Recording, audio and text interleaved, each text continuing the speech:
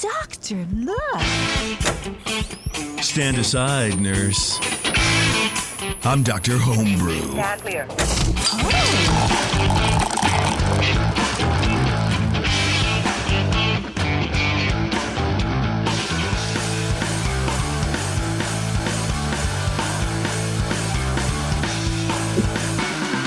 What's going on, everybody? Welcome back to another episode of Dr. Homebrew. Now, this one is a little bit different. Normally, I'm speaking with my co-hosts, Brian and Brian. I'll let you figure out which one I thought of first. Over Zoom, but apparently the boys decided to ditch the internet and head over to the Hop Grenade and be in person with our guests. Well, I'll get to our guests later. Brian, what's up, dude? How you guys doing? Hey, it's good to be back in the studio. Yeah, it's kind of crazy. It's been like 3 years since we've been in here. It's weird. And you know what? I'll tell you what, it's even weirder not looking at you guys. This is very creepy to me. Pretty weird, or is it a relief? It's erotic, I think, is the word you were looking for. Should we start an OnlyFans after this show? We should really do that. Yeah, it's very weird, man. And I don't know how I feel about it. I sort of feel like I'm missing out, but also I feel like I'm having a fever dream where I can't see you. Like Cooper disappearing in and out of his like virtual background. All the quirks that make the show, you know? Well, what it's been the last few years anyway. Well, that's true. Yeah, absolutely. But that brings us to our guest, our very special guests, are big fans of the show. I'm actually humbled by how long they've been bugging us to get onto the show. And they're a duo. They're a brewing duo. Please welcome Christopher Graham from More Beer. And then, of course, our very own Justin Crossley from The Session and the Brewing Network just in general. Boys, welcome to the show. I'm clapping for Christopher Graham. I'm giving Christopher Graham a Christopher. Yeah. What did I do wrong to be called Christopher? Well, I was going to drop your middle name, but I decided not to. Not to fully dox you and then your last 4 year social. So you guys brewed a beer. You guys brewed a beer last year, I think, together for Nationals, right? Yeah. Well, and Chris, you're at it again. We're bros. Yeah. I don't know if you know that, but we've been bros for years. I've seen your tattoos. Yeah. I have his name. He has mine. That's right. His wife doesn't know, but it's a very secret place. So last year, I don't even know how it came up, but we had started doing some work together on my show and on the More Beer YouTube channel. And I think it just came up about brewing. And then one of us, I honestly don't remember who, got like the email from the Homebrewers Association about entries due for the homebrew competition. And one of us sent it to the other one going like, hey, do you think we should do this? I mean, we've only been in the business for almost 20 years. Do you think it'd be fun to finally enter the competition? And so we did that last year. Yeah. And Graham asked, well, what do we brew? And of course, I always start with pale ale, but we actually brewed something else. I said, the other beer that comes to mind is Tasty's Dortmunder. And not just because we love Tasty. I just remember how awesome that beer was. So Graham, I said that to you and you're like, oh, let's go Dort all the way. Absolutely. Yeah. So we did that last year and we didn't make it to the second round last year. What were your scores? Do you remember? Chris, I know you remember. You have to remember. They don't send them to you. They don't send you the scores? We advanced. We got one thing saying we advanced to the next round and then we got nothing else after. Ooh. So it's very disappointing. Yeah. That's weird. Even from the first round, they don't give you scores. If they did you get any last year? I didn't enter last year. Well, then you did not. That's veto, by the way. The judging was done differently last year, and they had to judge all the beers on site at HomebrewCon. It was the short form score. And it was a short form score sheet, and you would just get 12 beers put in front of you, and you would pass two. I see. 12 more beers and pass two. And this happened like 5-6 times a day. Okay. So there's no score really. It's just like kind of a best of show. There were scores, I believe. I think that I got a sheet back from someone. It might be that you just didn't find the sheets, or I don't know, maybe or it's in my spam filter or something like that. Yeah. I've had my email, and I'm not going to say it out loud. I've had it for 23 years now, or 24 years, so I get quite a bit of crap in there. So. Yeah, it could have been there somewhere. But I got the other one. I got the ones that said you advanced. Yeah, but I didn't get the other one. Yeah, that's weird. But we know what we knew there was. We know what was. we shortly after we sent it off. Yeah. We discovered a problem on our own. In fact, on the air here. On the air, we did a show. We had people come in. What was it? we're a glutton for punishment. Are you going to tell me? It was acetaldehyde. How do you say acetaldehyde? Yeah, get Nicole on the phone. She'll tell you exactly how. I know. Yeah. So, I'm lazy, JP. No. And unfortunately, I've been using dry yeast a lot lately because you don't have to add oxygen. And it's not lazy; it's a risk management. As a home brewer, that oxygen stone to me is like one of the riskiest things we have in our brewery. And keeping that thing sanitized. So using dry yeast and I don't repitch, so I don't need to oxygenate. I love that. But for this recipe, we wanted to follow it to the T. So we, me and just grab 4 packets when one's necessary of White Labs liquid yeast. And that's what we used. But I didn't think, hey, I better go get an oxygen stone. We forgot to aerate. Yeah, basically. And so fermentation suffered. And we ended up with this because the beer was otherwise, I don't even, it sounds silly to say, but otherwise clean or otherwise good, but it had a prominent, like it was just there. We just knew it. It wasn't going anywhere. It was there. It sounds silly to say that you brewed a beer that was otherwise good, except for the thing that it wasn't. It was great. Yeah. But that's good because you're finding the positives in the whole experience. And I'm proud of you for that. Not just like golf and anything else. You have one good hole and it keeps you going. Exactly. Well, I guess the reason I say, even though it still is silly to say, the reason I say that is like Tasty's recipe was still great. The ingredients were fine. The most of the brewing process was fine. It finished fermenting like it's supposed to. All of those things, but it had at least we were given a thing to fix. Is kind of how we felt about it. Okay, you knew a point that. Okay, yeah, I see a point of improvement. Yes. Like in other words. Because it was Tasty's recipe and because I, at least personally, loved it so much, had we not had that one prominent flaw and then didn't do well or didn't get scores back, I wouldn't know what else to do. I'd be like, well, I guess we should enter something else. Let's design a beer ourselves. Tasty's was great, and Tasty won a silver medal with his, and I don't know what to do. So because of that, we brewed it again to enter again because we thought, oh, let's just try it again because there's nothing wrong with the beer recipe itself. Let's see if we can nail it. Absolutely. So, well, let's see. We'll tell you. We'll let you know.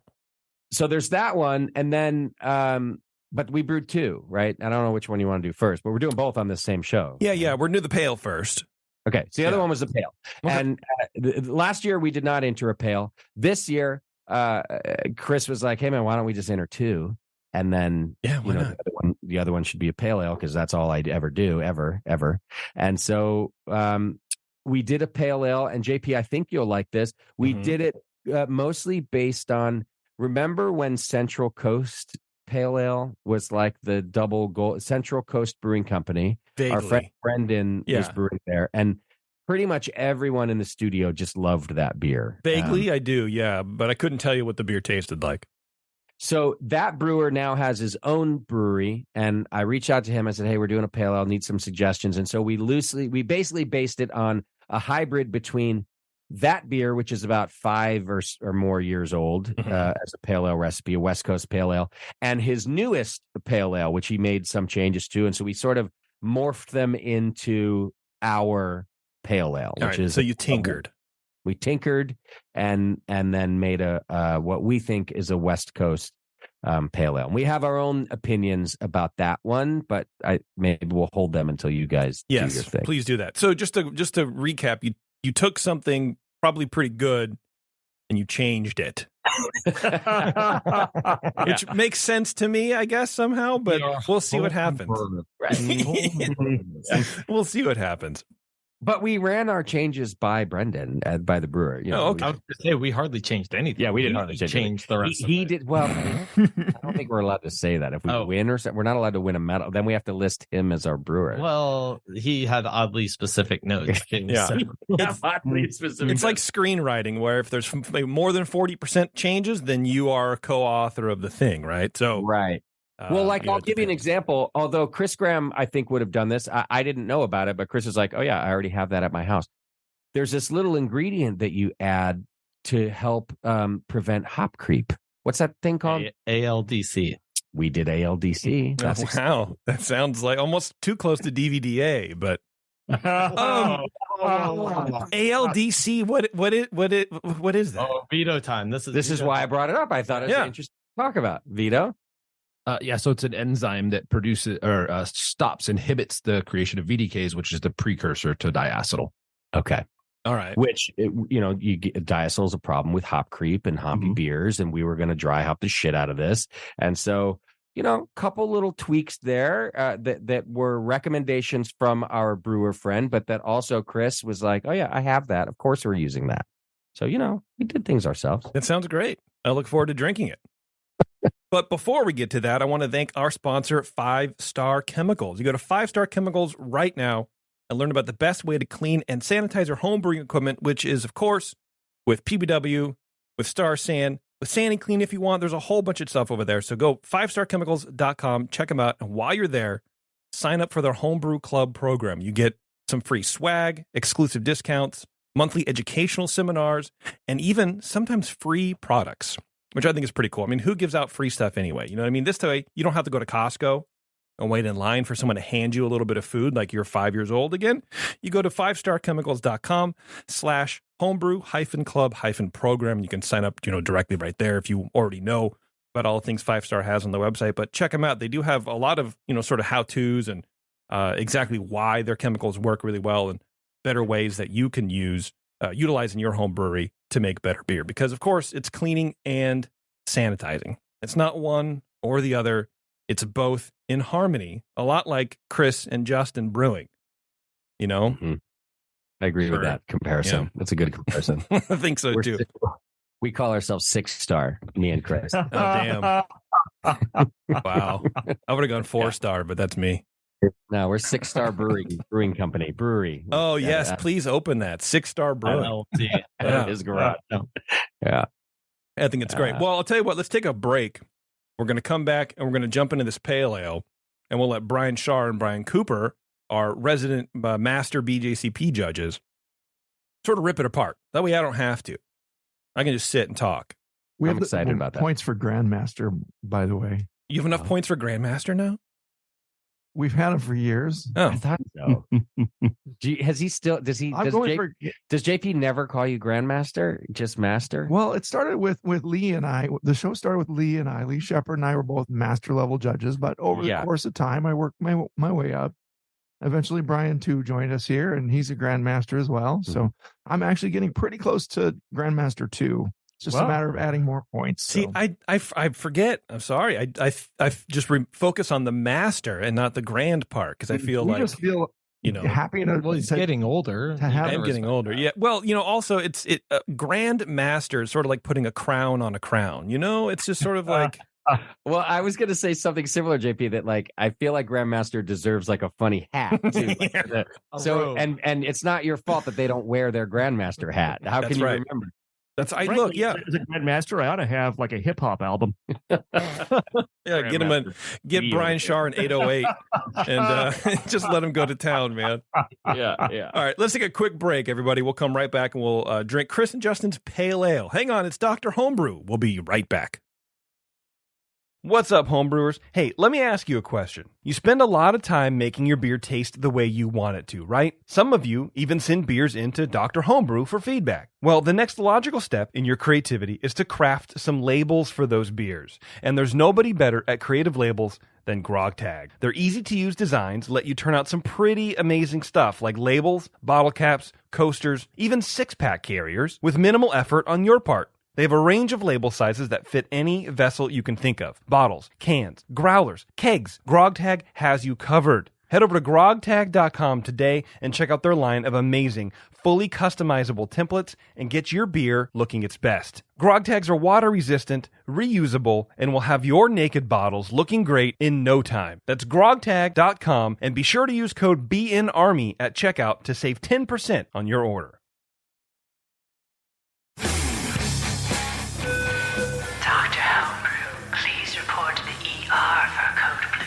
Dr. Homebrew to the ER, please. No, and your tea time has been moved to 2:30. All right, thanks for hanging on, everybody. We are going to be pouring this pale ale. Vito's in the studio. pouring this pale ale, and I'm going to bust mine open. But Chris and Justin, here is about the time when I ask the brewer, have you guys brewed a pale ale before? But we've already talked about that. So we're just going to jump right into, I also ask how long you guys have been homebrewing. Christopher? That's a good question. How long have you guys been homebrewing? Chris Graham, how long have you been homebrewing? Let me get my abacus out. Do some backward math here. 19. Yeah, pull that microphone back with you. Yeah, there you go. 1993-ish. Really? Nice. That's a long time. How old were you in 93? No, it's got to be more like 94 or 95, somewhere in that ballpark. You were 20. Yeah. Okay. Nice. Did I actually start brewing before you? Could have been. Wow. Yeah, you're the only one who can answer that, sure. Yeah, I started brewing 93. Oh, yeah. No, you definitely have me beat. There you go. I entered NHC in 93 with this stout that I made that was absolute shit. But I thought that it was the best thing ever. But Yeah. I was a member of the AHA, got Zymergy, and I'm all excited to send my stout in. Like, I might win this whole thing. The stout is so great. And it got like a 21. And I'm like, oh, fuck yes. I was so mad. I thought this stout was the best, and then later on, I came to realize, oh no, it was absolutely not. No. But you didn't give up. You kept I did going. not. Yeah. There are no bigger delusions of grandeur than being a home brewer entering a competition.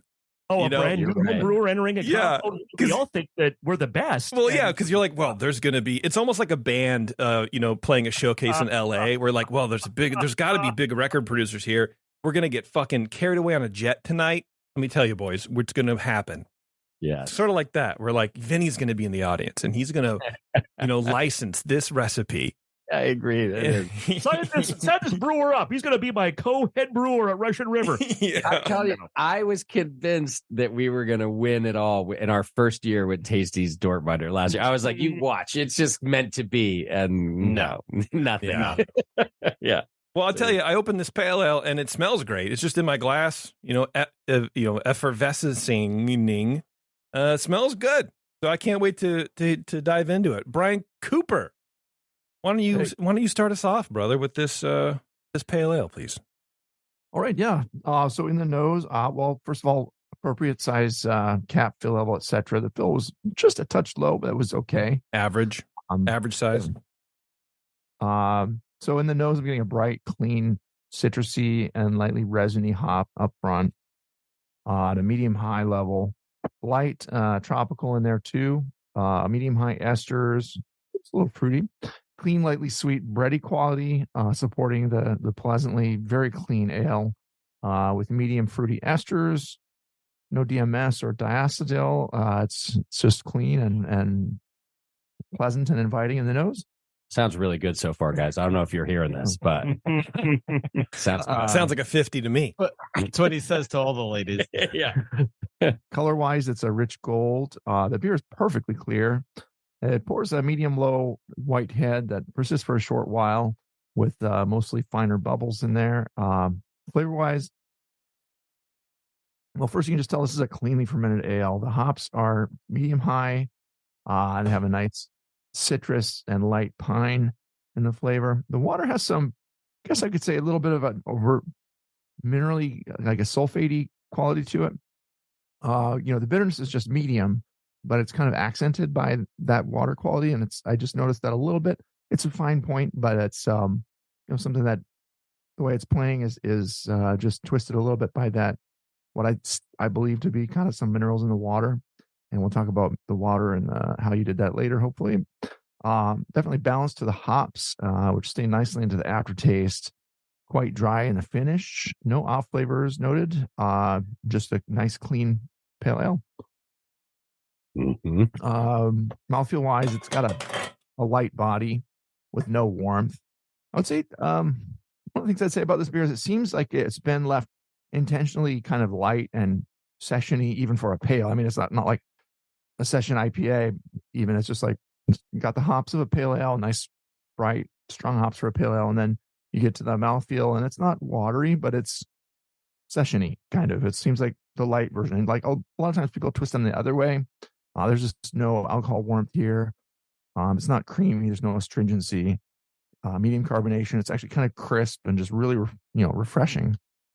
So mouthfeel felt like it was it just feels a little bit light, and I kind of actually like that in the beer. It works with this recipe.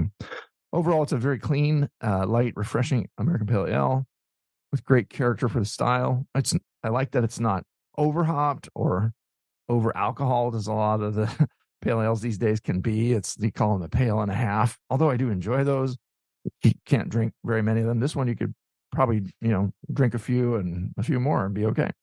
But it's just eminently drinkable, eminently drinkable. The crispness and kind of caused by that minerality, I think, is actually kind of nice, but you could dial that back a touch to make it a little less noticeable, and it would still probably play nicely. I mean, you could also bring up the alcohol just a tiny touch.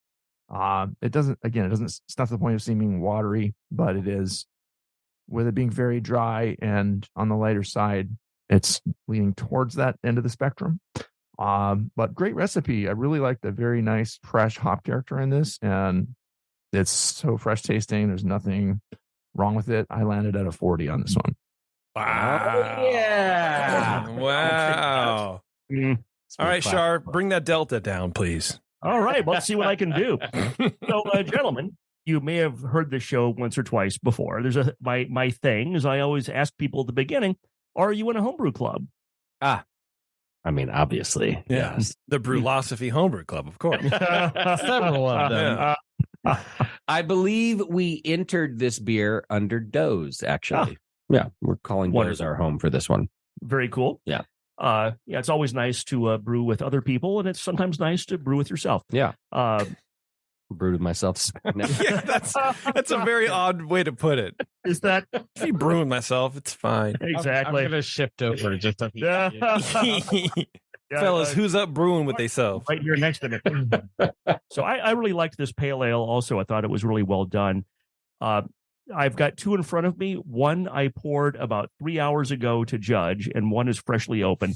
The one that I poured about 3 hours ago, I brought back here with me. So it's a lot warmer to just kind of get the difference between the two.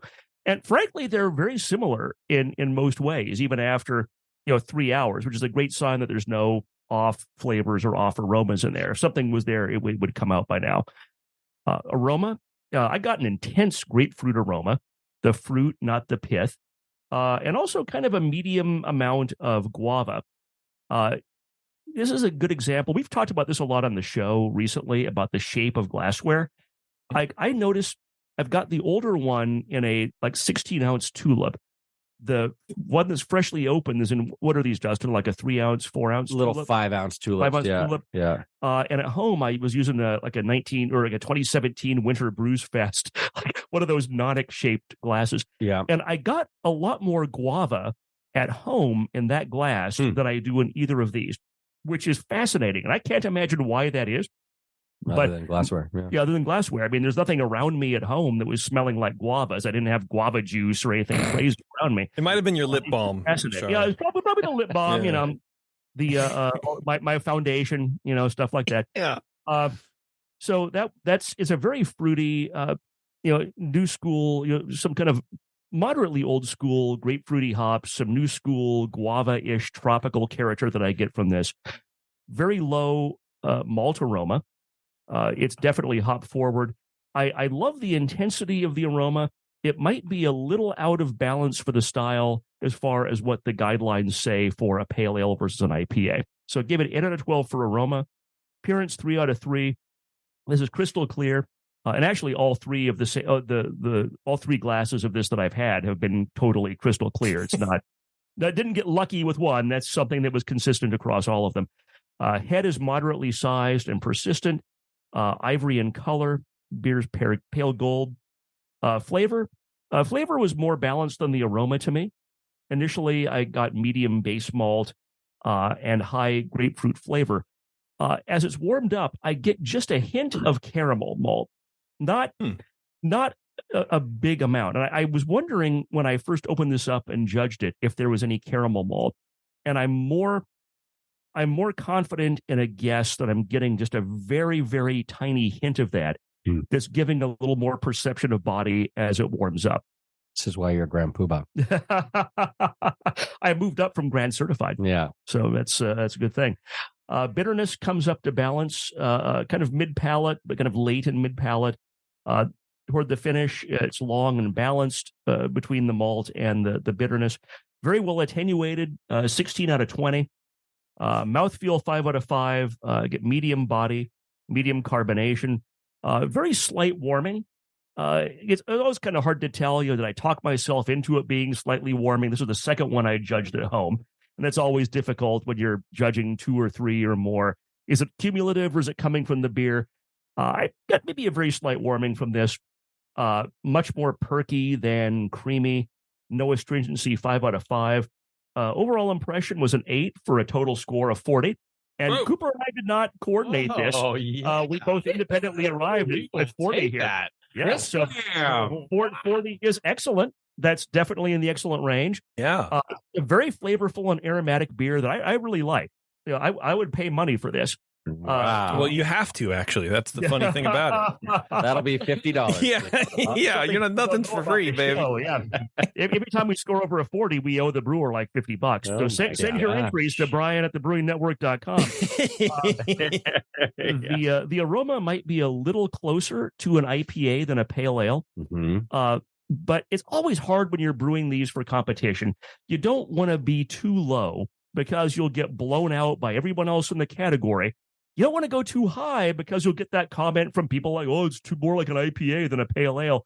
So finding that line in competition can be really, really hard, as opposed to brewing one that you like to drink yourself at home.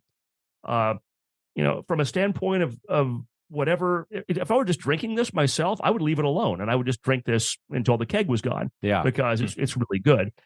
For competition, my notes were you might want to either bump up the body and the alcohol a little bit to make it an IPA, or maybe dial back the hops a little. Frankly, I was just saying it's so difficult to find that line in competition between pale ale and IPA, and there are so very many entrants. It's really hard to figure out where to land with a beer like this. Right. And it's hard to judge it, and you're also running into that buzzsaw of so many competitors in those categories. I mean, pale ale and IPA are both. And people like to enter pale ale because they brewed an IPA and think, oh, I'll enter this in pale ale and I'll win. So at the end of the day, if this is something you like, keep brewing it. It was, Cooper and I both thought it was a 40, and we'd probably give it. I would say towards the modern interpretation of the style, where, things have crept a lot hoppier in the nose. You have to have something to grab you in the nose there. It shouldn't be absolutely IPA-like, and the IPAs have likewise crept. I mean, if you travel back in time to 1995 and you hand somebody that beer, they're like, oh my God, that's an IPA. But today it's really not so, I think. But if you read the guidelines straight to I kind of use my own interpretation on these lately because the guidelines haven't changed a whole lot, but the beer has, and I take that into account. Yeah, it's an excellent point. And this is much more of a new school pale ale, if you want to call it that. Well, that's what we were going for. Yeah. And Chris was saying he was even worried that the hop forwardness wasn't quite enough because of the amount of pale ales that are going to be in there with a strong pushing the limit enough. So for me, it's interesting to hear you guys say like, no, you're pretty good there. It's maybe more the body that we or the alcohol at least that we could adjust. I think it was really, really well done. And like I said, you got a 40 from Cooper and I. I mean, good. Wins medal, doesn't it? 40 should win it. Well, no, I've gotten 42 in the first round and never made it through second. So is that right? Yeah, it's it's weird. It's a fickle business. Before we get to the recipe though, just me chiming in, I agree with a lot of what everyone said, of course, because I'm no dummy. But Cooper said like you didn't get much a little creaminess. I got a little creamy thing going on. But then when Shar was talking about maybe a little bit of crystal malt, then I thought maybe that might be it. But I think overall it's a great tasting beer. I really do like the sort of new school fruity, sort of tropical, but like restrained tropical hops. For me, I thought it was a little too bitter for the body, and I thought the body was a little too thin. It tastes more like a session IPA to me. But again, if you like what Shar was just saying, if you're brewing for competition, I think that's what you have to do in the style category. If you're brewing it as a pale ale, personally, I would like just bump a little more in the body and take the bitterness down. But the aromatics are awesome and the flavor is great. So, but yeah, it's. I mean, you know what? I'll go ahead and give it a 42. Why not? Not a 42, but a 40 as well. Oh, I prefer 42. Yeah. All right, well, I'll tell you what, 40. How about 41? TWO, baby. Okay. We'll meet you in the middle. We'll meet you in the middle. Yeah. Feels like maybe it just attenuated out a little farther than the brewers wanted, and the body dropped out a little bit. But I really like it the way it is. I mean, we're all old. Our body drops out a lot. Not a 50. Yeah. It's not. It's funny because as the brewer, I was fighting some temperatures in my garage, not the way we normally do in California, the opposite. Yeah. It's been a cold winter. Yeah, exactly. And I rarely have to heat anything. And so that whole finish, I was pushing it artificially to get it to finish out because I didn't want a sweet pale ale. Like that was my biggest thing. I didn't care about the competition. It's like I wanted to make a beer we were proud of and wanted to drink. So it's funny because I was like, just keep raising the temp as much as you can in the garage just to get that to finish out after dry hopping. So his PG&E bill is really high this month, all for this beer. That's right. The whole garage to heat one little fermenter. Yeah, that's right. Well, I mean, I tell you what, my garage, so that's the hard part. If you put this on tap, I think it's a winner. I mean, I think it's a really good commercial. I think it's what new school beer drinkers want to drink in a pale ale. Yeah. And I think that's totally about, agree with you. yeah. But let's get to the recipe. What'd you guys do with this? Time to get our old friend Ben's opinion. I'm sorry, Ben, go for it, dude. What do you think? Because I didn't even introduce at the beginning of the show, but our good friend Ben, he's the artist formerly known as the brewer from Phillipsburg, out doing his own thing right now. But he stopped in. He's on a 48 state road trip, and I had him come in and. I don't know. What do you think about the beer? You brewed some great beers, Ben. Yeah, 2 words or less, Ben. Yeah. Good beer. I'll take it. Yeah, done.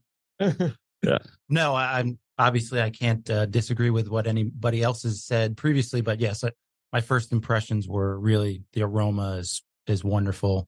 I think I like the bitterness level, and I think it's a nice balance. As we've all covered before, that line between session IPA, pale ale, American pale ale is so kind of blurry right now. But I think for me, I think it's hitting a lot of the notes that you want. I wouldn't really change much to it. It's a really solid pale ale. No tweaks if it came out of your brewery? No. Okay. No, I wouldn't. I'd be happy with this. It's sitting right where I'd want a pale ale to be. All right. Space. Thanks, Ben. Take it. That's why we invited him. There you go. Gonna clean that tab out for him. Great brew.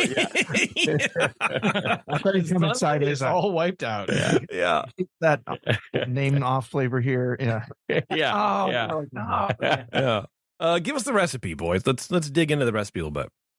All right. So we were loosely basing this on like 3 different beers that Tasty loved, and that Justin loved, and that you guys apparently loved. I just learned that part of the story. Yeah. Just then. So the first thing we were trying to emulate is slow water, which isn't for listeners not from California. San Luis Obispo County water is what we were trying to emulate. Yeah. Wait, the world doesn't know that. I'm from New York. They have been in the news quite a bit with flooding, so maybe, but still. But then he, emphasized the extra calcium chloride and gypsum. So very first things we did was, carbon filter the water, because we actually in Contra Costa have very similar water to Slow. Thank you, Vito.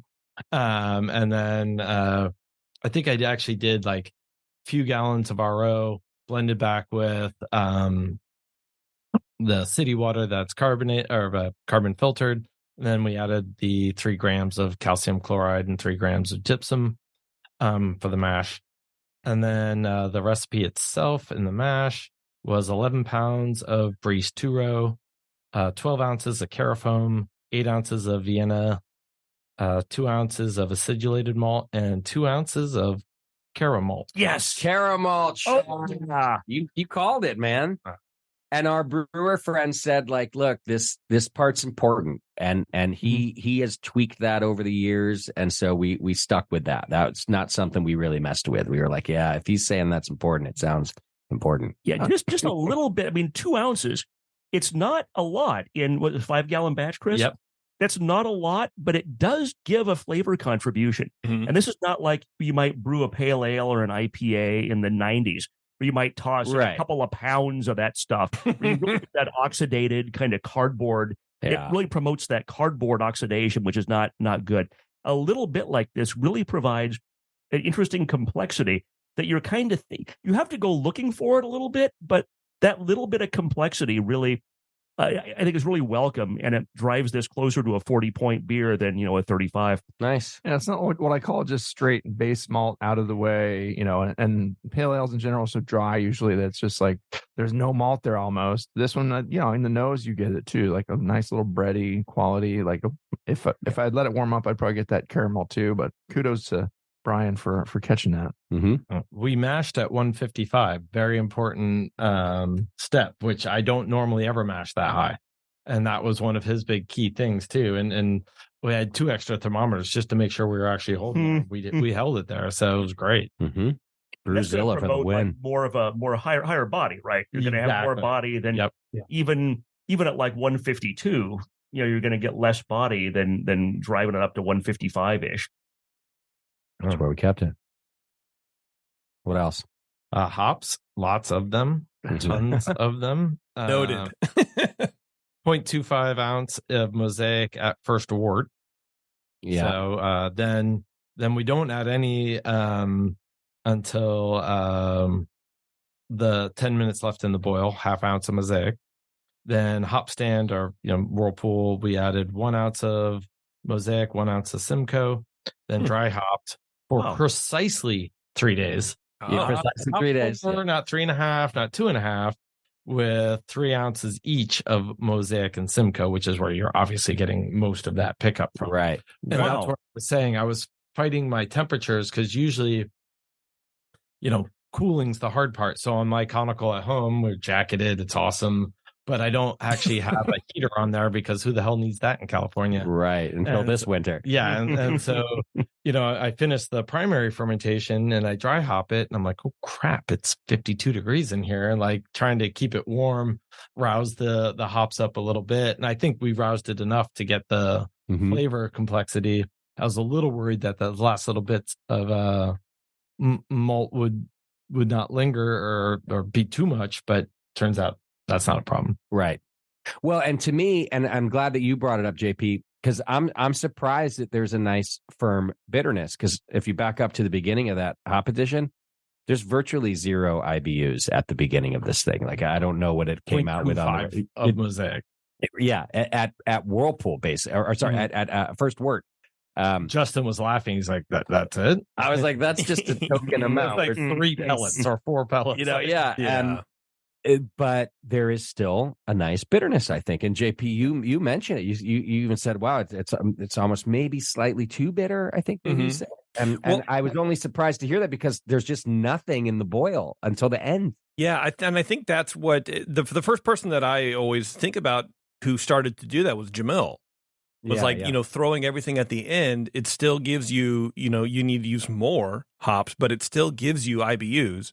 Right. And the first wort hopping, I think that was one of Tasty's things where like it has to contribute IBUs, but nobody's really measured it. And I think him and Brendelsson went off on a thing about maybe finally measuring it. And it does give some IBUs. So you have some IBUs in the first wort, and then you have whatever it's contributed in the 10-minute on Whirlpool. Yeah. Well, yeah, right. So that's where you get that burst of aromatics and flavor, but also the IBU, contributions. I think that, 60, 15, 5 or whatever is dead. That's like, old school now. That's how you've been brewing too long, is if you know that.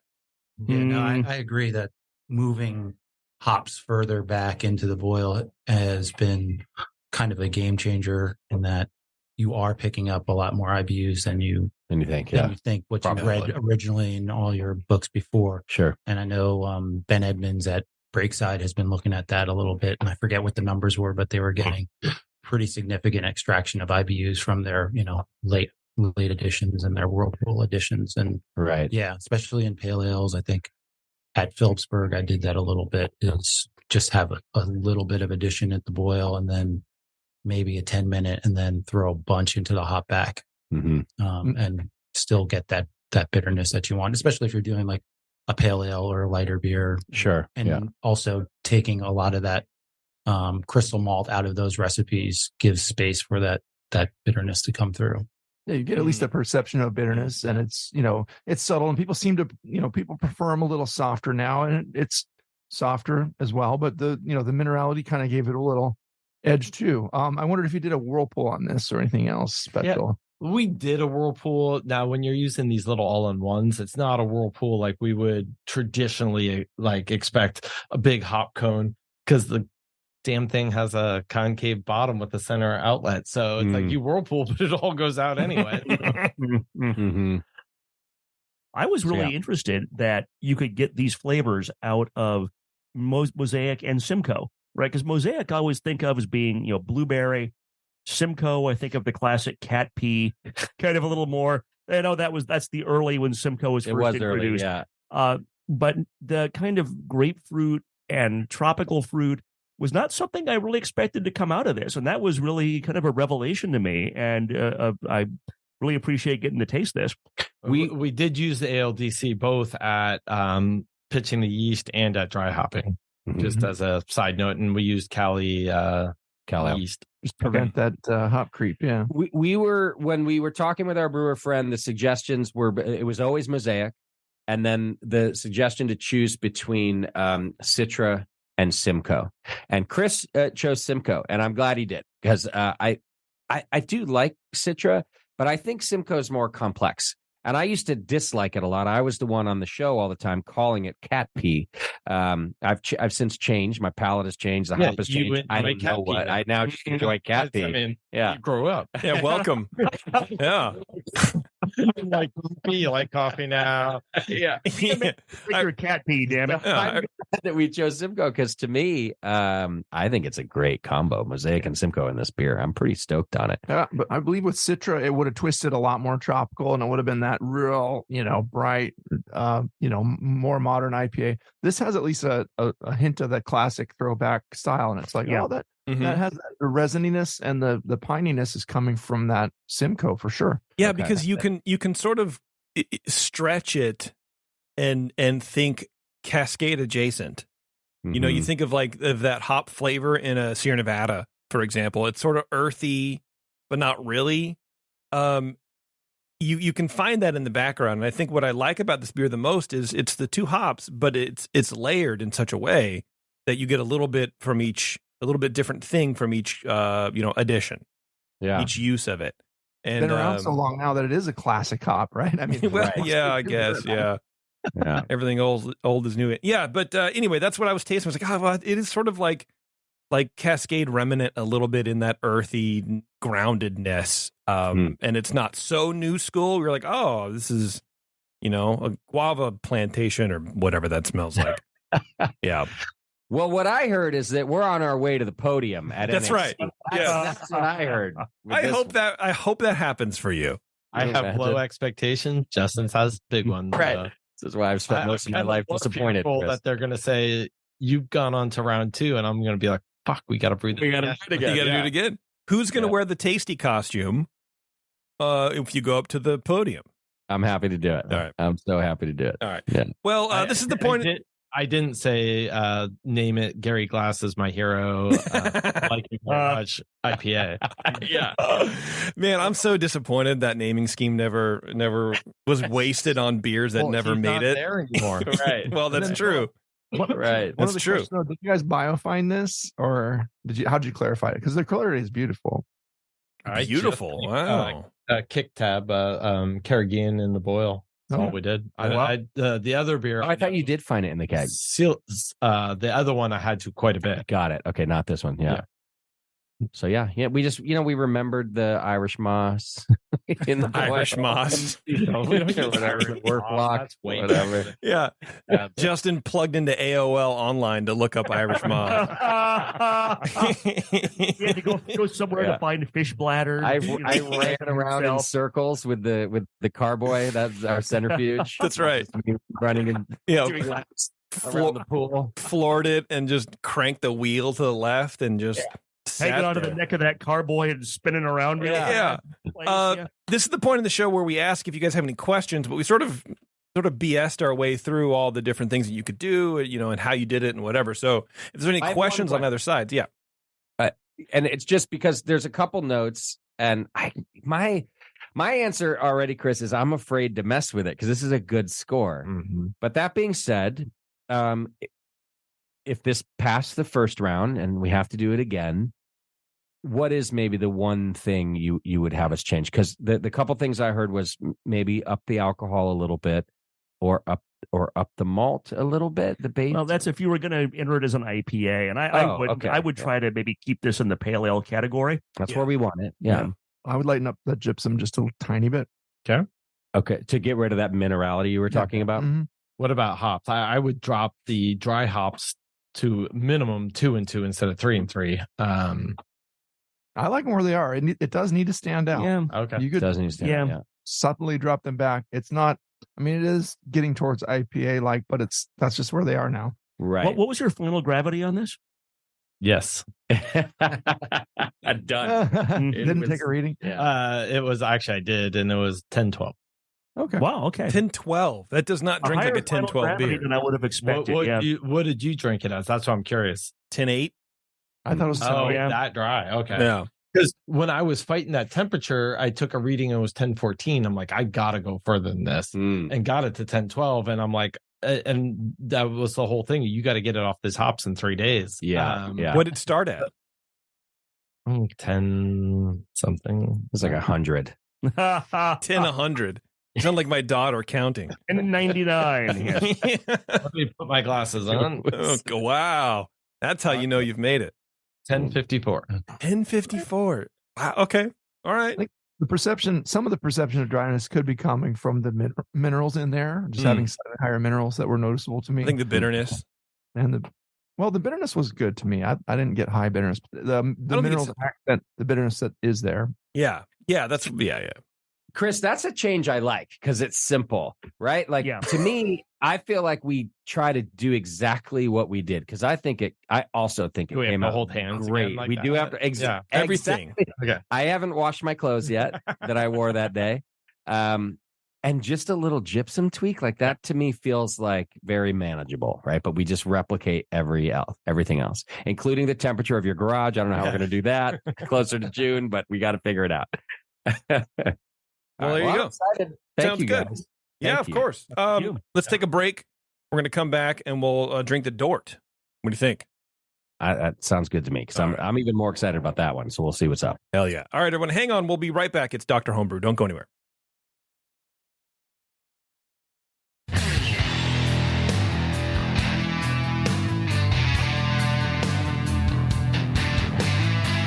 Now, back to the examination.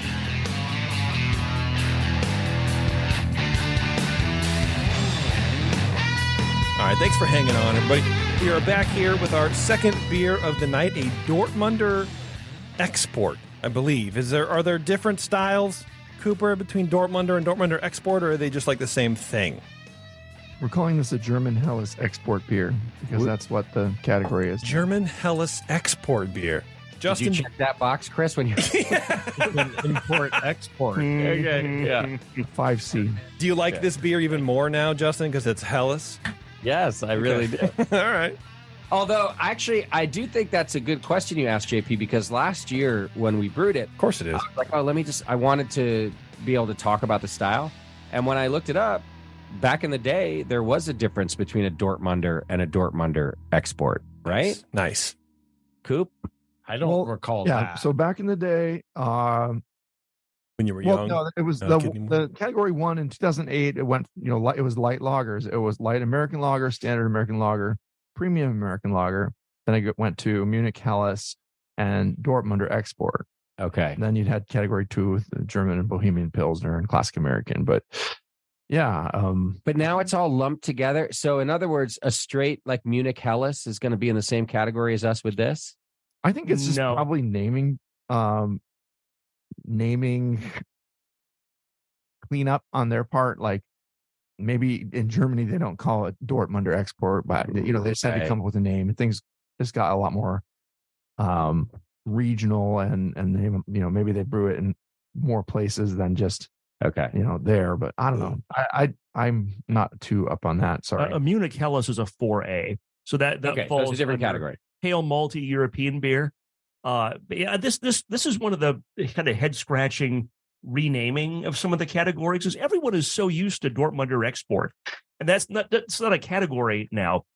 But like Cooper was saying, I think that one of the things that happened in not just this rev of the guidelines, but the last one, is the explosion of judges everywhere in the world. Europe and Australia and South Africa, South America.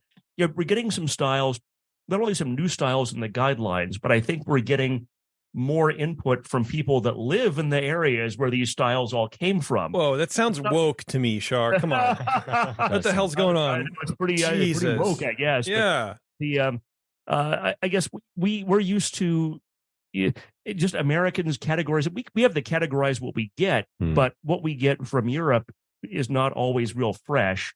And, I think it kind of inhabits the space between Helles and German Pils. Okay. There's a lot of crossover between the two. That makes a lot of sense. That's a good comparison, Cooper. Good job. I agree, and I think it's also why I loved the style when I first had it when Tasty made it, because it's like it was unique. It was in this own space, and not quite a Helles, not quite a Pils. Wasn't as bitter as either of those, but wasn't super malty like something else. It just Dortmunder had this. I just loved it. I think the first one I ever had was his, and I just loved it. Nice. Yeah, Tasty's Dortmunder was. I haven't been so long since I've had it, but I don't remember what it tasted like. I remember that it was fantastic. Yeah. Well, there you go. It's a good assumption. All right, Shar, you're first, buddy. Let's go. Let's kick us off. All right, let me give you my woke score sheet for this woke beer here. Aroma is crisp and fresh, medium malt aroma. Sweetness, very low sweetness, perhaps from Pilsner malt. Very sort of a light toasty character. Medium spicy hop aroma. No off aromas, no diacetyl or ethanol. Gave that 9 out of 12. Appearance 3 out of 3. It's crystal clear, and that's consistent across a couple of different bottles of this. Very crystal. You can read through this beer. Light golden color, persistent white head. Flavor. Initially, the flavor is medium malt with hop bitterness rapidly coming up to tilt the balance. Finish is dry, moderate in length, balanced slightly toward bitterness. Well attenuated. Get a low floral / spicy hop flavor. No off flavors, no mineral flavors. 16 out of 20. Mouthfeel 5 out of 5. Medium body, medium carbonation. No warming. It's more perky than creamy, but I would call this maybe creamier than that pale ale. No astringency. Overall impression 9 out of 10 for a total of 42. Whoa! It's excellent. Wow. With the 16 out of 20. Can we just mail these down to San Diego for them and be like, hey, don't worry. Yes. To X my name off of this. Yeah, that's leave the Grandmaster 1 on. And we want to have this Grandmastered. You guys don't need to skip it. Just move it along. Yeah, just put us in the final round. I thought, like Cooper was talking about, there's some notes for the style that kind of place this near its relationship with German Pils and Helles and some geographically and stylistically similar beers. This is definitely more bitter and drier than a Helles, which is what the style calls for. It's flavorful, it's crisp, but makes me want more. Like I drink this beer and I would be happy to have an entire keg of this. It'd probably be dangerous to have an entire keg of this because you drink it, you have a nice finish. It doesn't immediately dissipate, but it kind of goes away quick enough that you think, boy, that was good. I want to have more. And next thing you know, you'll be finishing that bottle and then another one and then probably 3 more. And then who knows what's going to happen. No technical issues. I might want, if I did anything, I might want a little more hop aroma. Otherwise, hard to see room for improvement. I'm going to finish what I got in my glass, and I'm going to enjoy the hell out of it. So thanks for sharing. Well, thank you. It's good news. Like All right. that. Cooper, Okay. see if you can top that one, 13. Sorry, guys. buddy. It's full of. Oh no. We're not quite within Holy 7. Jesus. That's the Smiles to courtesy 13. tears. Yeah. There's like it's enteric and yeah. No, I really nice hiss upon opening, appropriate fill and everything. And the aroma has a rich and pleasant aroma with a cleanly toasty presentation up front. Some light kind of bread crust like character. No obvious esters. It seems cleanly lagered, very cleanly lagered. There's some graininess in there too. A nice medium low herbal, floral, kind of noble leaning hop nose, or probably noble hops. Good balance, no DMS or diacetyl at all. No defects that I could detect in the nose. It's perfectly, brilliantly clear, a rich yellow gold color to style, head of finely formed tight white bubbles. And I don't know if it's the glass we're getting, but like the head's falling flat on a lot of these beers. This one fell flat pretty quick. Wow. But, I took a point off for that, but it fades to kind of a collar around the top of the glass after a very short while. In the flavor, I get that grainy quality of the malt, kind of medium, more upfront than the other aspects that I was getting in the nose. It does have a light toastiness in there too, and a very dry finish. The medium low bitterness, and it's just kind of stays out of the way. But I thought maybe that was a bit low for the style. It should have a slightly firmer bitterness. It's only very slight alcohol. It doesn't seem like an alcohol bomb. I mean, these can only go up to about 6%, but I don't know. It might be toward the top end of that, but you're still not going to get a lot of alcohol there. So it can be noticeable, but in this one, it's not too noticeable. There's, again, a low herbal floral hop. The minerals seem kind of low and out of the way too. And this one, it was like the opposite of that pale ale. It wasn't accenting the hoppiness and that character. I also felt like maybe the hoppiness was just a little bit lower. Just a fine point there, but so it has more of a maltiness and the aftertaste lingering in there with some bready quality to it. But overall, pretty nicely balanced and a tasty beer. Well lagered. Mouthfeel wise, it's medium bodied, medium, maybe medium low carbonation. I don't know. Only faint alcohol warmth, no astringency or any creamy kind of qualities to it. It does seem quite smooth, about right for style. I actually give it full points for mouthfeel because it seemed to be spot on there. And I gave it high points in the aroma, but I knocked it back in the flavor a little bit. But I'm thinking maybe I could bring it up there a touch, just because Brian liked it so much. Sounds good. You're feeling generous. Yeah, we'll do that. He's got like a whole essay over there. I know. He really goes for it. I like it. Yeah, Cooper is he's an overachiever with these score sheets, man, for sure. I love it. I mean, as the person whose beer is being evaluated, I like it. Yes. When I taste it, it's a very wonderfully lagered beer with a great malt character. I would like a touch more hop flavor and bitterness to balance. And perhaps you could also work, but don't go crazy with mineral additions to accent that as well. But without making it harsh. You just want to tread that fine line and just give it a little bit more of an edge. I mean, just basically, do halfway between what you did with the pale ale, maybe, but like not go heavy on the gypsum or whatever. But it's well crafted, excellent fresh tasting ingredients. I just bumped up a couple of scores in here just for fun because Brian liked it so much, and I had landed at a 39, but I'll give it a 41. Whoa! Wow! Cooper gets bullied into adding 2 points. Yeah. As I'm tasting it, and first beer is always hard. The first beer you judge in a competition, I wouldn't want my beer to be judged first in a lineup of other beers because just boom, all of a sudden you're judging first thing in the morning at 9:00, and it's like that beer hits you, and you taste a light lager. Crap, I'm drinking a rocket fuel or something. It's like no, and then you get the next one, and you go back to that first one. It's like, oh no, actually that was just fine. That makes sense. So I came back around and tasting it again. It is a lot. It is a really nice lager, and I think this could do well there. Awesome. Yeah. Thank you. Like that. This is the one I'm most proud of the two. Mm-hmm. Mm-hmm. It's really good, and the lagering, like Cooper was saying, it's not that hard to lager, but not a lot of people do it or have the equipment to do it, or always understand the best way to do it with the diacetyl rest and everything else. And I think you've really managed to make a really nice beer that hopefully will stand out at HomebrewCon. Mm-hmm. Or I'm sorry, NHC. Excuse me. Yeah. Oh, it's not HomebrewCon. The competition is still a national homebrewers competition. That's right. And the event is home. I still get my acronyms for all this stuff confused. Yeah, it's hard. It's hard. Before we get into the recipe, I do like this beer a lot. There's a little bit of the sulfur in the aroma, but that's appropriate for the style. Hard to say if it's a little overly on the bitter side or not. It kind of, I go in between one or the other as far as, it's hot, slightly scaled toward the bitterness, or maybe it's a little sweet. But I think that's where you can find that balance. I did get a little bit of, I want to say, and I don't want to freak anybody out, but like baby vom. How dare you? That whatever that Alf flavor is, like just a thing, very lightly in the background. You're closer to having a baby around than probably the rest of us. Well, I mean, know that.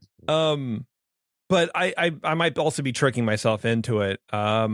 Yeah, look, it's a great beer. Good job. I would give it I'm going to go 39. I'm going to go to the original Cooper. How does it compare? So you've had Tasty's Dort, I'm sure. How does it compare to that for you? Me? I Tasty's Dort like 1,000 years ago. I couldn't even remember. I'm sure Tasty's Dort was a little more clear than this. But how dare you? I can't honestly remember. I think this is a little more bitter. And I think maybe that's where, maybe it's not a baby vomit thing. Maybe it's more like an aspirin.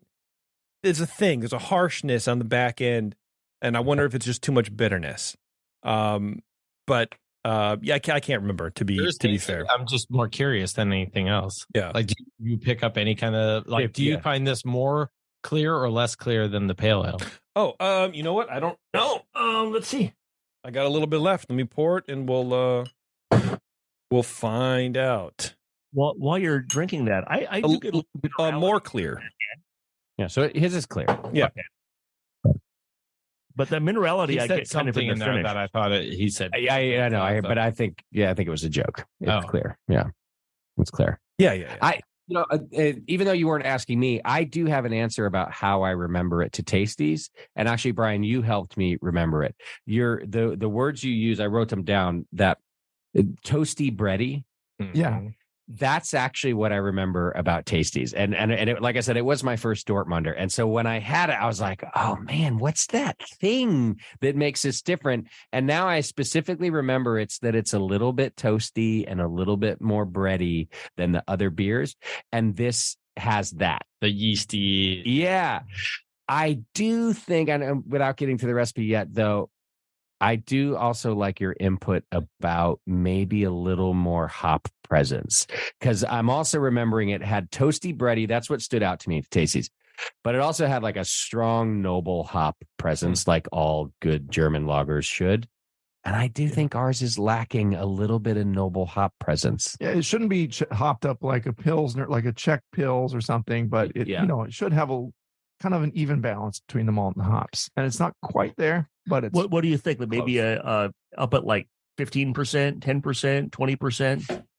Yeah, 5-10%. It's like a slight thing. Not much, yeah. I hadn't found a flaw until now, because Chris and I tasted this a couple times. I'm like, oh man, I love this beer. I don't know what to say. I don't know. I'm not saying it was perfect, but I didn't have any input. And now listening to you guys, I'm like, okay, yeah, I could see that as input. I could. Yeah. Yeah, we definitely break rose-colored glasses on this show. Yeah, that's a good thing, though. That's part of why I said to Chris, I was like, hey, let's do Dr. Homebrew. This will be fun. I feel vulnerable. Yeah. It's a safe space here, Chris. We're trusting us. We're I like it. We're here to support you. I know. Actually, that's the thing. I was like, they're not going to tear us apart. They're going to give us like good info. Yeah. No, I agree that lagering, especially on the homebrew scale size, is is difficult to do. And this beer has been lagered and fermented well. Like no flaws on that side. I really like the breadiness. When I think of a Dortmunder, I do think that I think of it as equally malt and hop forward. It definitely has that bready, slight bread crust maltiness to it and a fair amount of hops to it. I agree, maybe a titch, maybe 5% more noble hop character to it, but it drinks great. It's a lovely beer. It doesn't play like a Helles. It's not like as soft and delicate and just it's smooth. It's got a little, there's a little gnarliness to it, and it's a little, it's not 5%. It's probably 5.5 towards 6, I would guess. But love to hear what the recipe is when we get to that point. Anything else to add, JP? No, I think that's it. That's it for me. Yeah, let's go through the recipe. All right, Graham's getting it ready for us. I'm glad I brought my notes. And as you do it, I mean, it's just we didn't mess with Tasty's recipe, right? It's just Tasty's recipe. No, we just went for it. Vito's here. Vito helped us a little bit, just looking at Tasty's water again, like same. So we've always asked for help, like with minerals and water and stuff, but even that wasn't changed. It was just like help us interpret what Tasty did, right? We were lucky in that Tasty RO'd this batch completely. That was part of his notes. So his son Lee keeps a emulator going so that he has all the Pro Mash recipes still accessible. Are you serious? Oh yeah. Yeah, from his dad. I love Pro Mash. Yeah, Lee McDowell, who we get to hang out and talk to quite often. Yeah, has preserved all of this stuff from Tasty. So when we reach out, we're like, hey, we need this recipe. Lee goes into his computer and finds it for us, which is pretty cool. That's cool. That's a good way to honor him, man. Right? And he's like, well, which year do you want? Right. I want them all, but medals. Well, this one we were like, we want the year he won the second, the silver medal. He's like, this one says silver. We're like, we're like, that's fine. Yeah, that is such a cool thing for him to do, right? Oh, he's awesome. He last year he came and brewed with us when we did it, which was fun. Yeah. So we complete RO, then adding back different ratios, but calcium chloride, Epsom salt, gypsum to both the mash and the sparge water. Then I think it was 2.5 ml of phosphoric acid, lactic acid for the mash only. We didn't do any acid in the sparge. Then grain bill, 6 pounds of Pilsner, 2 pounds of two-row. So that was a big thing Mike liked to do. Always like to add two-row back. He liked that just little bit of character that American two-row adds. 2 pounds of Munich, 2 pounds of flaked wheat, and 8 ounces of carapils. What we forgot to do in this batch, and I blame me, my family was fairly sick at this point, is to add any Carrageenans during the boil. So that was a bit of a nightmare when I went to take a gravity reading. 1 ounce of Santium for 60 minutes, and then 2 ounce at flame out. Santium, that's not a word you hear a lot anymore. Holotower, right? 2 ounces of holotower at flame out. 1 ounce of Santium in the boil. Santium isn't one that you hear when people using a whole lot. Yeah, unless Nate is talking about his cat. That's like, that's it. That's his name, right? But okay, just to be clear, but there was Hallertau in the beer. Santium was just our bittering flavor at flame out. Yeah. Then the mash was again Tasty mash, 143 for 10 minutes, 151 for 30 minutes, and then a mash out for 15. For step mashing, if you want a really well attenuated beer, I love going like that 145-ish to break up the proteins. I always forget the exact, the bonds that get broken. One's like alpha, one is beta, and you break up a lot at 145. You drive it up to something in the 150s, and then you really maximize the amount of fermentables. And this is really a well attenuated beer. Mm-hmm. Well, and Vito made me a killer yeast starter for this batch too. Nice. Is this White Labs also? Yes. Yeah. So is Vito co-brewer on this then? I mean, it sounds like it. No, he made yeast. Well, look, I mean, you just made sweet water, Let me put it this way. If we win a medal, I will give an acceptance speech where they will turn up the music on me. With all Okay. We will be thanking you. Sure. We will thank you guys. Yeah. For we'll thank all the small people. And then all the brewers at HomebrewCon can tell us, you guys didn't really earn it because you had help from Vito or whatever. And I Do don't we care? No, Like I'm still giving a long. That's what all the brewers at HomebrewCon think of me is. What I care about is giving a very long acceptance speech. That's what absolutely. We'll let Justin do the acceptance speech. Yeah. I'd like to thank the costume. Doctor's Homebrew, despite the fact that the insurance company denied our copay. Well, let's see. Do we have any questions for each other on this side or that side? Fermentation too. We followed Mike's fermentation schedule, which I don't have written down. Do you mean we lagered it faster than normal? We lagered it where we did like a step up at 1/3. So we started pretty cold, I think at 49 or 50, pretty cold. And then we, at 1/3, we ramp it up to like a little bit warmer than I would have wanted, like 54. Yeah, that's the tasty method. Yeah. And then up to like 57, and then diacetyl rest after that, then cold crash. Like the modified Narcissus. Yeah. That's the name. So I don't know that I have any questions other than, is it good enough to, so with this one, we don't have to rebrew it, right? It's a lager. It's going to lager fine. So if we happen, again, same question as asked the first beer, if we go to the second round, there is some input here about maybe some more hops, some more noble hop character.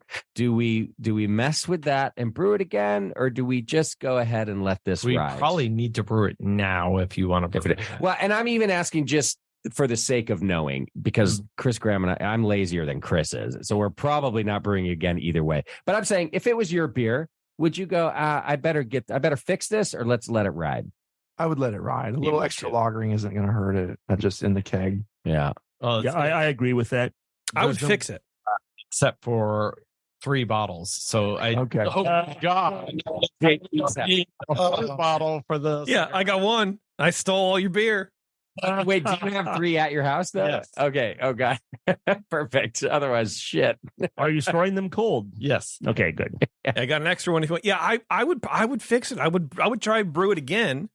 You would. And then determine and see which batch tastes better. That's what I would do. That's a good point, JP. Even just thinking of it that way, then at least you have the option, right? Yeah. Like you taste it and go, oh, I like this one better. Why not? I mean, you always want options, and to be honest, it always seemed weird where it's like, oh, your beer entered, it made it through the second round.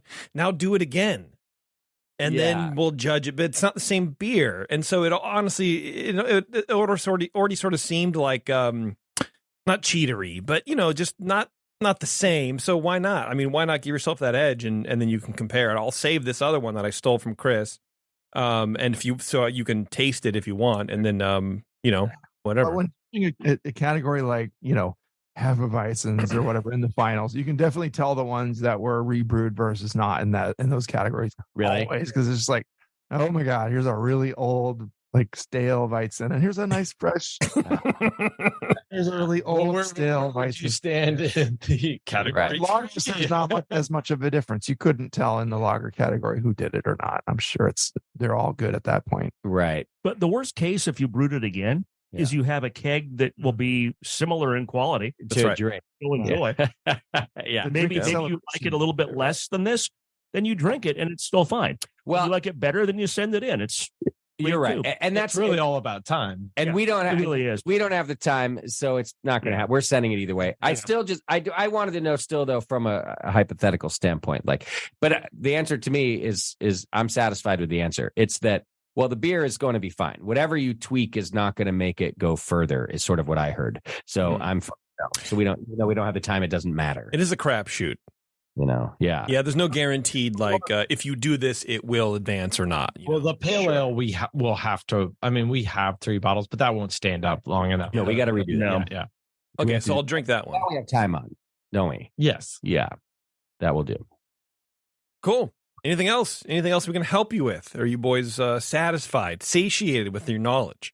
not just satisfied. I'm pretty happy about it. Well, we don't want that. So let's Ego going talk on here. about.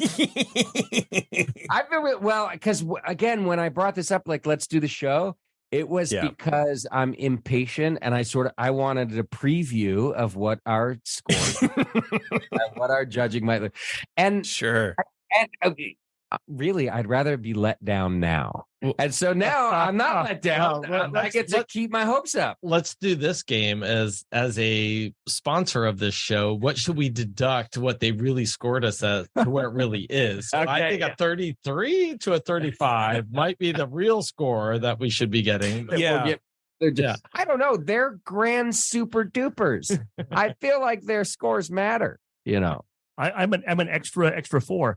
But I actually, in all honesty, I joke about wanting to keep my Dr. Homebrew gig here, but you could have been a random person that I didn't know. Yeah, both of you that mailed us these beers, and I'd have given you the exact same scores. Okay, all right, fair. Yeah, on the show, and sometimes they're stellar like this. This is a really nicely lagered beer. I'm not going to blow smoke up anybody's ass. This, we get lagers on the show that are a little less than.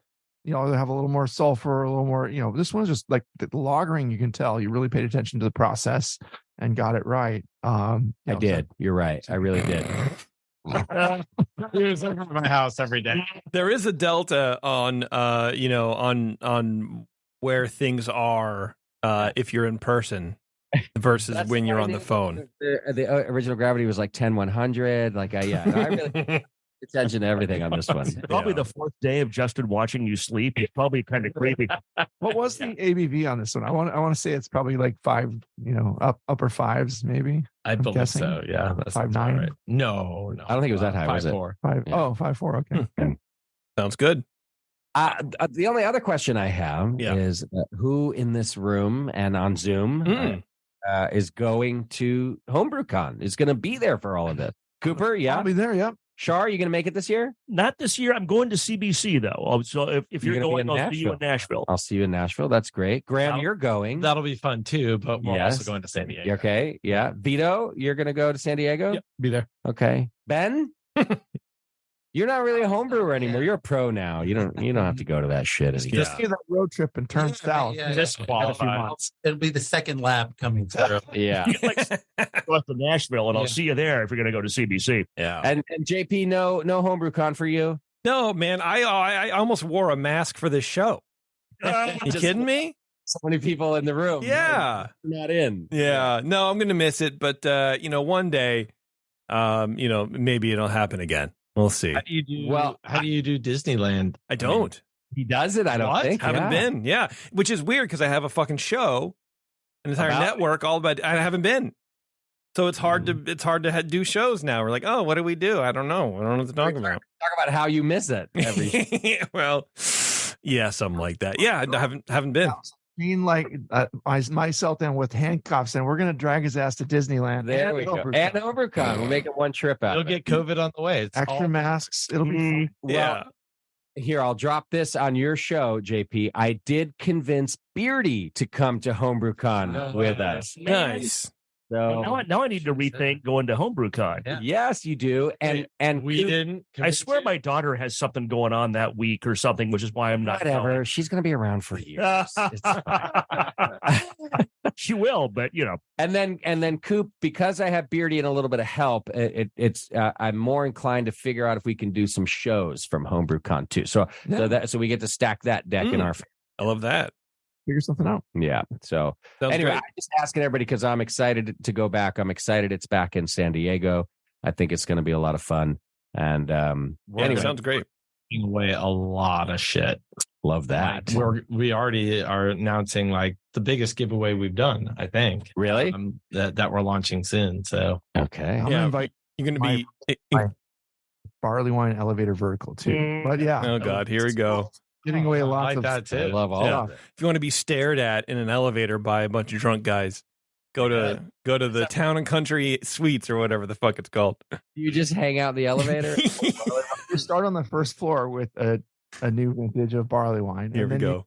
go up a floor, and you wake up everybody on that floor all the way around on those towers. Okay. And then you drink another barley wine there. That's a year. The last time it was at Town and Country. At the Town and Country, you get up to that 13th floor or whatever it is, or 14th, however high it is. And then by the time you get to the top, you don't feel the tasers. we almost got arrested in Philly for our vertical of the 50-50 Pappy Van Winkle stuff.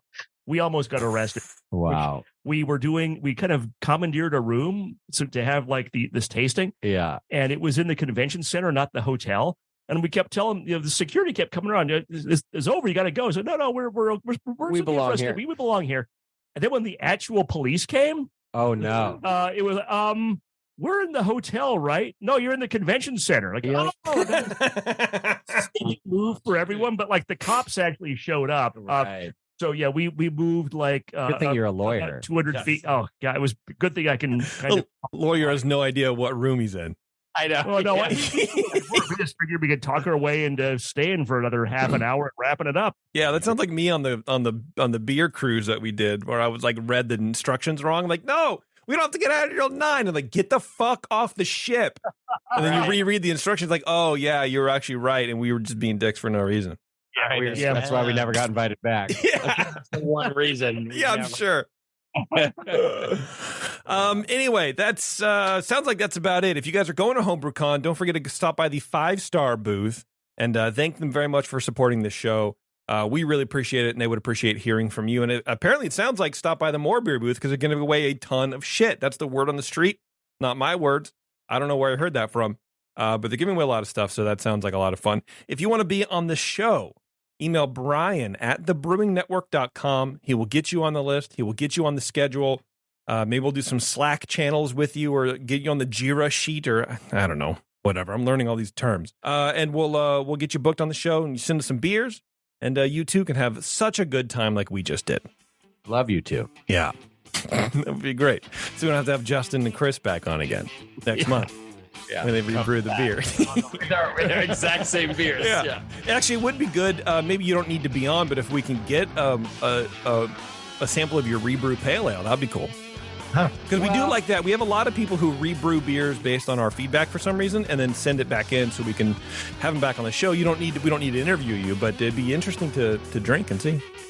We'll see how we do in the competition. If we win, I'll give you my publicist's number. Oh, okay. Figure it out. So Vito's number. Yes. Yeah, right. Vito. Yeah, sounds good. Yeah. Vito, make a starter and tell this person no. I'm not fix their water for God's sake. Yeah. All right. He does some things up better than anybody, doesn't he? Perfect. All right, everybody. Thanks a lot for tuning in, Dr. Homebrew. I appreciate it. And until next time, we'll see you later.